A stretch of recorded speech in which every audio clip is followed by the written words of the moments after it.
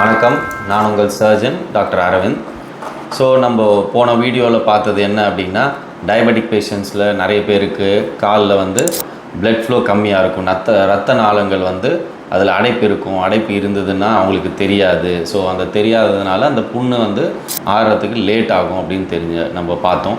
So இப்போ இந்த வீடியோவில் என்ன பார்க்கலாம் அப்படின்னா, நம்ம இதை எக்ஸ்பிளைன் பண்ண நினைக்கிறப்பையும் பேஷண்ட்ஸ்க்கு வந்து ரொம்ப கஷ்டமாக இருக்குது புரிஞ்சிக்கிறதுக்கு. ஏன்னா கண்டிப்பாக நம்ம ஃபஸ்ட்டு இப்போ நம்ம ஹார்ட்டுக்கு அட்டாக் வருது, பிளட் ஃப்ளோ கம்மியாகுது. எங்கேயுமே பிளட் ஃப்ளோ கம்மியானால் சிவியர் பெயின் இருக்கும்.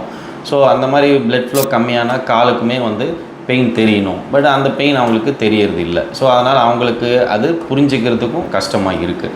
ஸோ அப்போ வந்து நம்ம எப்படி என்னென்னலாம் செஞ்சு அதை வந்து அந்த காயத்தை ஆற வைக்கிறது, அவங்களுக்கு எப்படி புரிய வைக்கிறது அப்படின்றத நம்ம பார்க்கலாம்.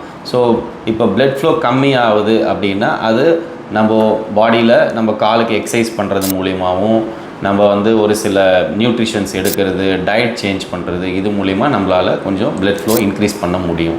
ஸோ செகண்ட் பாயிண்ட் பார்த்திங்க அப்படின்னா, அது வந்து ஒரு சில பிளட் தின்னிங் மெடிசன்ஸ் இருக்குது. எப்படி வந்து நம்ம ஃபஸ்ட்டு ஹார்ட்டுக்கு பிளாக் இருக்குது அப்படின்னு தெரிஞ்சது அப்படின்னா நம்ம எப்படி ஹார்ட் மெடிசன்ஸ் எடுத்துக்கிறோமோ அதே மெடிசன்ஸ் தான் வந்து நம்ம மோஸ்ட்லி செகண்ட் ஹார்ட்டான நம்ம கால்களுக்குமே வந்து அந்த பிளட் தின்னிங் மெடிசன்ஸ் எடுக்கிற மாதிரி இருக்கும்.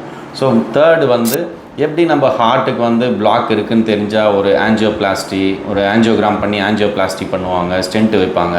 அதே மாதிரி சேமாக நம்ம காலுங்களுக்குமே ரத்த நாளங்கள் வந்து அடைப்பாகிறப்போ நம்ம அதே மாதிரி ஆஞ்சியோகிராம் பண்ணணும், ஆஞ்சியோபிளாஸ்டி பண்ண வேண்டிய சுச்சுவேஷன்ஸ் வரலாம். இதெல்லாம் எப்போ வரும் அப்படின்னா மோஸ்ட்லி அந்த காயம் வந்தப்புறம் நம்ம இதெல்லாம் பண்ண வேண்டிய சுச்சுவேஷன்ஸ் வரலாம். ஸோ இதெல்லாம் எதுக்கு பண்ணுறோம் அப்படின்னா, சாதாரணமாகவே புண்ணுங்க ஆற லேட் ஆகும். ஸோ இந்த ரத்தம் கம்மியாக இருந்தால் இன்னும் லேட் ஆகும். ஸோ இதெல்லாம் பண்ணுறப்போ அந்த காயம் வந்து பெருசாகாமலையும் சீக்கிரமாக ஆகிறதுக்கான வாய்ப்பு இருக்குது. ஸோ இந்த இன்ஃபர்மேஷன் உங்களுக்கு யூஸ்ஃபுல்லாக இருக்கும்னு நினைக்கிறேன். தேங்க்யூ.